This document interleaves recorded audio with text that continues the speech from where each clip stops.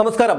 കഴിഞ്ഞയാഴ്ചയാണ് മുൻ മുഖ്യമന്ത്രി പിണറായി വിജയന്റെ വാടക വീട്ടിൽ റെയ്ഡിനെത്തിയ ഇ.ഡി. ഉദ്യോഗസ്ഥരെ CPM ഗുണ്ടകൾ, CPM ക്രിമിനലുകൾ ആക്രമിച്ചത്. കേരളം മുമ്പ് ഒരിക്കലും ഇത്തരത്തിലുള്ള ഒരു ആൾക്കൂട്ട ആക്രമണം കണ്ടിട്ടില്ല. ഉദ്യോഗസ്ഥരെ കയ്യേറ്റം ചെയ്യുക, ഉദ്യോഗസ്ഥരെ വധിക്കാൻ ശ്രമിക്കുക, ഇതൊക്കെ ഉത്തരേന്ത്യയിൽ പോലും നമ്മൾ കേട്ടുകേൾവിയില്ലാത്ത കാര്യങ്ങളാണ്. ചില ഒറ്റപ്പെട്ട സംഭവങ്ങളൊക്കെ ഉണ്ടായിട്ടുണ്ട്. പക്ഷേ കേരളത്തിൽ ഇത് നടാടെയായിരുന്നു. ഇതൊക്കെ കണ്ട് ജനങ്ങൾ അത്ഭുതപ്പെട്ടിരിക്കുകയാണ്. എന്തായാലും ഈ കേസുമായി ബന്ധപ്പെട്ട് കണ്ടാൽ അറിയാവുന്ന 300 പേർ ഉൾപ്പെടെയുള്ളവർക്കെതിരെ പോലീസ് കേസെടുത്തിട്ടുണ്ട്. തിരുവനന്തപുരത്ത് മാത്രം 26 പേർ അറസ്റ്റിലായിട്ടുണ്ട്. ഇവർക്ക് ജാമ്യം നിഷേധിച്ചിട്ടുണ്ട്. ഇവരൊക്കെ ഇപ്പോൾ റിമാൻഡിൽ പൂജപ്പുര സെൻട്രൽ ജയിലിലാണ്. വളരെ സന്തോഷമുള്ള ഒരു കാര്യമാണത്. എന്തായാലും ഇവരുടെ ഇനിയുള്ള ഭാവി വധശ്രമം ഉൾപ്പെടെയുള്ള വകുപ്പുകളാണ് ഇവർക്കെതിരെ ചുമത്തിയിരിക്കുന്നത്. അതുകൊണ്ട് തന്നെ അടുത്ത കാലത്തൊന്നും ജാമ്യം കിട്ടാൻ സാധ്യതയില്ല. ഇനി ഇതിന്റെ മറ്റൊരു വശം എന്താണെന്ന് വെച്ചാൽ, ഇവരുടെ ജാമ്യാപേക്ഷ തള്ളിക്കൊണ്ട് കോടതി നടത്തിയ പരാമർശത്തിൽ പ്രത്യേകമായി പറഞ്ഞിരിക്കുന്നത് ഇത് രാജ്യത്തിനെതിരെയുള്ള കുറ്റകൃത്യമാണെന്നാണ്. അങ്ങനെയാണെങ്കിൽ UAPA ചുമത്തിയാൽ പോലും അത്ഭുതപ്പെടേണ്ടതില്ല. അങ്ങനെ UAPA ചുമത്തിയാൽ ഈ അടുത്ത കാലത്തൊന്നും ജയിലിൽ നിന്ന് പുറത്തിറങ്ങാമെന്ന യാതൊരു വ്യാമോഹവും വേണ്ട. ഇനി ജയിലിനകത്തിരുന്ന് ചീമുട്ടയെറിയാം, ഇഷ്ടിക എറിഞ്ഞു കളിക്കാം, മുദ്രാവാക്യം വിളിക്കാം, അങ്ങനെ പലതും ചെയ്യാം. എന്തായാലും കാര്യങ്ങളൊക്കെ കൈവിട്ടു പോയ സ്ഥിതിക്ക് എന്ത് ചെയ്യണമെന്നറിയാതെ അന്തം വിട്ടിരിക്കുകയാണ് CPMകാർ. അങ്ങനെ ഇരിക്കുമ്പോഴാണ് ഇന്നലെ സമൂഹ മാധ്യമങ്ങളിലൊക്കെ ഒരു ചിത്രം പ്രചരിച്ചത്. ആ ചിത്രം ഈ കേസുമായി ബന്ധപ്പെട്ട് ജയിലിൽ പോയ ഒരു ഗുണ്ടയുടെ വീട്ടിൽ, CPM ഗുണ്ടയുടെ വീട്ടിൽ വി ശിവൻകുട്ടി ഉൾപ്പെടെയുള്ള നേതാക്കൾ വന്നിരിക്കുന്ന ഒരു ചിത്രമാണ്. ഒരു മുറിയുടെ ചിത്രമാണത്. ആ മുറിയിലിട്ടിരിക്കുന്ന ഒരു കസേരയിലാണ് ഇരിക്കുന്നത്. ആ മുറിയുടെ അവസ്ഥ അത് വളരെ പരിതാപകരമാണ്. ചുവരിലൊക്കെ വെള്ളത്തിൻ്റെ നനവ്, പെയിൻറ് നിറം മങ്ങിയിരിക്കുന്നു, ഏകദേശം പായൽ പിടിച്ച അവസ്ഥയിലാണ്.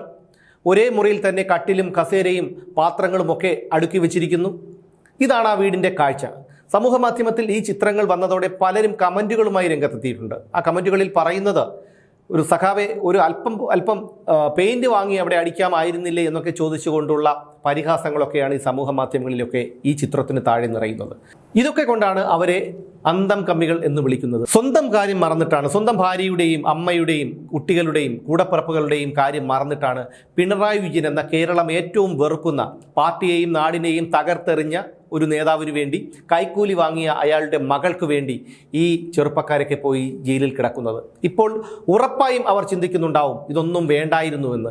എന്തുകൊണ്ടാണ് ഈ നേതാക്കൾ ഈ ചെറുപ്പക്കാരുടെ വീടുകളിൽ കയറി ഇറങ്ങുന്നത്? മറ്റുള്ളവർക്ക് ഒരു പ്രചോദനമാകണം. അവരെ സംബന്ധിച്ചിടത്തോളം ശിവൻകുട്ടിയോ റഹീമോ ജോയിയോ ഒക്കെ ഇവരുടെ വീടുകളിൽ വരുന്നത് വലിയൊരു സംഭവമാണ്. അവിടെ ഒരിക്കലും പിണറായി വിജയനോ ജോൺ ബ്രിട്ടാസോ ഒന്നും വരില്ല. അവിടെ വരുന്നത് ഇതുപോലെ ശിവൻകുട്ടിയോ അല്ലെങ്കിൽ റഹീമോ ഒക്കെ ആയിരിക്കും. അതിലൂടെ അവർ ലക്ഷ്യമിടുന്നത് മറ്റുള്ളവരെ കൂടി പ്രചോദനം നൽകുക എന്നുള്ളതാണ്. ഞങ്ങളുടെ വീട്ടിൽ ഈ നേതാക്കളൊക്കെ വന്നല്ലോ, പാർട്ടി എന്നും ഞങ്ങളോടൊപ്പമുണ്ട്, പാർട്ടി നേതാക്കളൊക്കെ എപ്പോഴും ഞങ്ങളോടൊപ്പമുണ്ട്.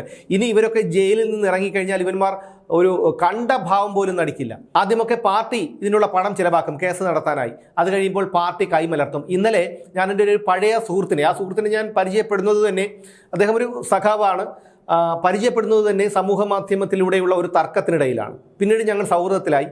ആ മനുഷ്യനോട് ഇന്നലെ രാത്രി ഞാൻ സംസാരിച്ചു.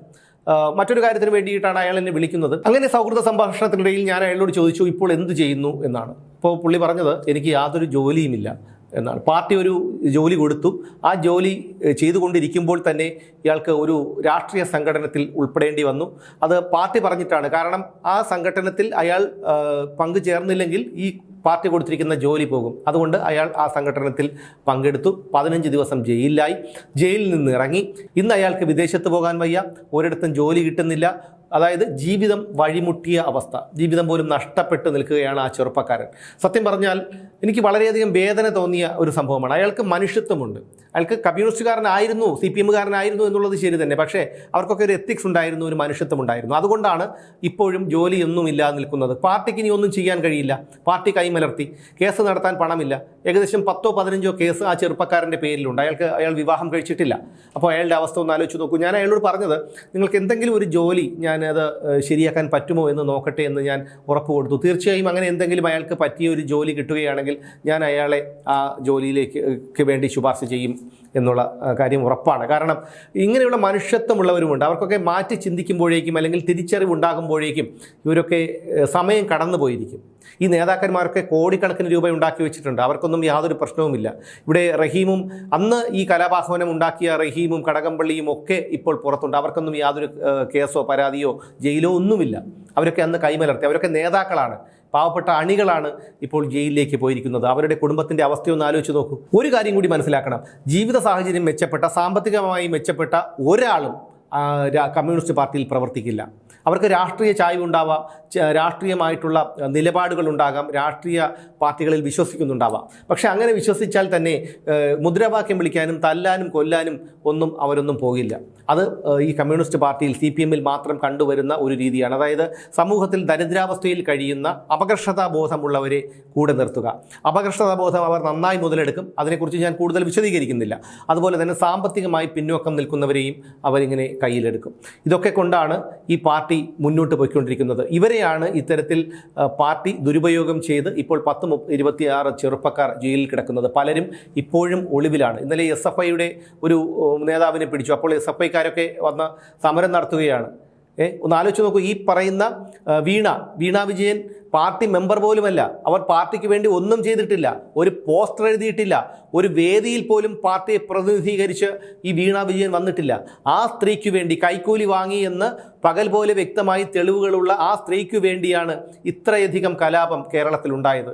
ഇത്ര ചെറുപ്പക്കാർ ജയിലിൽ കിടക്കുന്നത്, അവരുടെയൊക്കെ കുടുംബങ്ങൾ കണ്ണീര് കുടിക്കുന്നത്. ഇനി ചിന്തിക്കേണ്ടത് നിങ്ങൾ തന്നെയാണ്. ഇന്നലെ ശിവൻകുട്ടി സന്ദർശിച്ച ആ ചെറുപ്പക്കാരൻ്റെ വീടിൻ്റെ ചിത്രം നിങ്ങളും കണ്ടിട്ടുണ്ടാകും. എനിക്ക് പറയാനുള്ളത് CPM പ്രവർത്തകരുടെ വീട്ടുകാരോടും CPM പ്രവർത്തകരോടുമാണ്, DYFI പ്രവർത്തകരോടും അവരുടെ വീട്ടുകാരോടുമാണ്, SFI പ്രവർത്തകരോടും അവരുടെ വീട്ടുകാരോടുമാണ്. മറ്റുള്ളവരൊന്നും ഇതിൽ ബന്ധപ്പെടുന്ന കാര്യങ്ങളല്ല. പക്ഷേ നിങ്ങൾ ചിന്തിക്കേണ്ടത്, നിങ്ങൾക്ക് എന്തെങ്കിലും ഒരു തട്ടുകേട് പറ്റിയാൽ, നിങ്ങൾക്ക് എന്തെങ്കിലും ഒരു കേസിൽപ്പെട്ടാൽ അത് നിങ്ങളുടെ കുടുംബത്തിനെ മാത്രം ബാധിക്കുന്ന ഒരു കേസാവും. പിണറായി വിജയനെ സംബന്ധിച്ചിടത്തോളം അയാൾ എങ്ങനെ വീണ് കഴിഞ്ഞാലും 4 കാലിലേ വീഴൂ. പക്ഷേ നിങ്ങളൊന്നും അങ്ങനെയല്ല. നിങ്ങൾക്ക് സാധാരണ കുടുംബത്തിൽപ്പെട്ടവരാണ്, അന്നന്നത്തെ അന്നത്തിനു വേണ്ടി ജോലി ചെയ്യുന്നവരാണ്. ഇതൊക്കെ തിരിച്ചറിയണം. കേൾക്കുമ്പോഴെങ്കിലും അതിലൊരു ന്യായം വേണ്ടേ? പാർട്ടി നേതാവിൻ്റെ മകളെ രക്ഷിക്കാനാണ് ഞങ്ങൾ ED ഉദ്യോഗസ്ഥർക്കെതിരെ ആക്രമണം നടത്തിയത്, അവരുടെ വാഹനങ്ങൾ തല്ലിപ്പൊട്ടിച്ചത് എന്നൊക്കെ പറഞ്ഞാൽ ലോകത്താരെങ്കിലും അതിനെ ന്യായീകരിക്കുമോ? ഈ റഹീമോ ഈ പുളകംകൊള്ളി സുരേന്ദ്രനോ ഒക്കെ അല്ലാതെ വേറെ ആരും ഇത്തരത്തിൽ ന്യായീകരിക്കില്ല. ഇതൊക്കെ മനസ്സിലാക്കി ഇനിയെങ്കിലും നിങ്ങൾ തിരുത്തി മുന്നോട്ട് പോകണം. കാരണം നമുക്കെല്ലാവർക്കും ഒരു ജീവിതമേ ഉള്ളൂ. ആ ജീവിതം നമുക്ക് വേണ്ടി, നമ്മുടെ കുടുംബത്തിന് വേണ്ടി, സമൂഹത്തിന് വേണ്ടി ജീവിച്ചു തീർക്കണം. അല്ലാതെ വല്ല ക്രിമിനലുകൾക്ക് വേണ്ടി ജീവിച്ചു തീർക്കരുത്. അവർക്ക് വേണ്ടി ഇത്തരത്തിൽ കേസിൽപ്പെട്ട് ജയിലിൽ പോയാൽ അവർക്ക് യാതൊന്നുമില്ല. ഇപ്പോൾ ജയിലിലെ അവസ്ഥ ഒന്ന് ആലോചിച്ച് നോക്കൂ. അവിടെ തണുത്ത തറയിൽ, ഇപ്പോൾ മഴയാണ്, തണുത്ത തറയിൽ അവിടെ ഇനി ദിവസങ്ങളോളം അവർക്ക് അവിടെ കിടക്കേണ്ടി വരും. മുമ്പ് ED ഉദ്യോഗസ്ഥരെ പശ്ചിമ ബംഗാളിൽ ആക്രമിച്ച ആൾക്കാർക്ക് ഇതുവരെ ജാമ്യം കിട്ടിയിട്ടില്ല. ഏകദേശം 2 വർഷങ്ങൾ കഴിഞ്ഞിരിക്കുന്നു. കേന്ദ്ര ആഭ്യന്തര മന്ത്രാലയം റിപ്പോർട്ട് ആവശ്യപ്പെട്ടിട്ടുണ്ട്. പ്രതികളുടെ ജാമ്യാപേക്ഷ തള്ളിക്കൊണ്ട് കോടതി തന്നെ പറഞ്ഞത് രാജ്യത്തിനെതിരായിട്ടുള്ള ഒരു കേസാണെന്നാണ്. അങ്ങനെ വരുമ്പോൾ UAPA ചുമത്തിയാലും അത്ഭുതപ്പെടേണ്ടതില്ല. അങ്ങനെ UAPA ചുമത്തിയാൽ ഈ ചെറുപ്പക്കാരുടെയൊക്കെ ഭാവി അവതാളത്തിലാവും. ഇവരൊക്കെ ജയിലിൽ വർഷങ്ങളോളം കിടക്കേണ്ടി വന്നേക്കാം. അതുകൊണ്ട് എന്തായാലും ഈ പ്രവർത്തകരുടെ CPM, DYFI, SFI പ്രവർത്തകരുടെ വീട്ടുകാരും ഈ പ്രവർത്തകരും ഒന്ന് ചിന്തിക്കണം. നിങ്ങൾ രാഷ്ട്രീയ പ്രവർത്തനം നടത്തിക്കോളൂ, ആർക്കും യാതൊരു എതിർപ്പുമില്ല. നിങ്ങൾ സ്വയം ഒന്ന് വിലയിരുത്തൂ. എത്ര അപഹാസ്യരായാണ് നിങ്ങൾ ഈ സമൂഹത്തിൽ ജീവിക്കുന്നത്. നിങ്ങളുടെ Facebook പോസ്റ്റുകൾക്ക് താഴെ വരുന്ന കമൻറ്റുകൾ നിങ്ങളൊന്ന് വായിച്ചു നോക്കൂ. എത്ര പരിഹാസത്തോടെയാണ് നിങ്ങളെ ജനങ്ങൾ കാണുന്നത് എന്ന്. ഈ വിജയനും വീണയ്ക്കുമൊന്നും വേണ്ടി ജയിലിൽ പോയി കിടന്നിട്ട് ഒന്നും നിങ്ങൾക്ക് സമ്പാദിക്കാനില്ല, ഒന്നും നിങ്ങൾക്ക് നേടാനുമില്ല. നഷ്ടപ്പെടാൻ മാത്രമേ ഉള്ളൂ. അത് നിങ്ങൾക്കും നിങ്ങളുടെ കുടുംബത്തിനും മാത്രമായിരിക്കും.